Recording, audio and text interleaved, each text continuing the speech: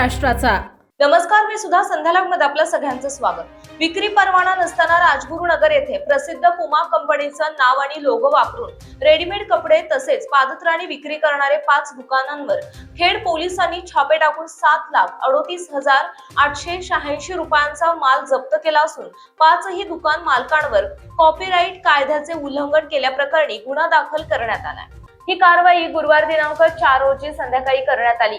याबाबत कंपनीचे अधिकृत प्रतिनिधी महेंद्र सोहन सिंग देवरा राहणार बिरोलिया राजस्थान यांनी खेड पोलीस ठाण्यात फिर्याद दिली होती। मिळालेल्या माहितीनुसार राजगुरुनगर शहरात पुमा कंपनीच्या नावाचा लोगोचा वापर करून बनावट टी-शर्ट, जॅकेट, ट्रॅक पॅन्ट, चप्पल, बुटाची विक्री होत असल्याची माहिती कंपनीच्या प्रतिनिधीला मिळाली होती। त्यानुसार कंपनीने खेड पोलीस ठाण्यात फिर्याद दाखल करून कारवाईची मागणी केली।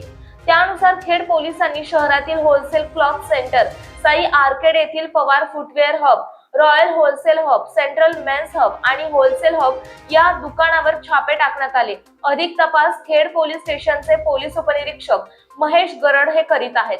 संध्या लाईव्ह साठी नाजिम इनामदार। ताज्या आणि महत्त्वपूर्ण बातम्या पाहण्यासाठी आजच आमच्या संध्या लाईव्ह न्यूज चॅनलला YouTube वर सबस्क्राइब करा आणि बेल आयकॉन प्रेस करा।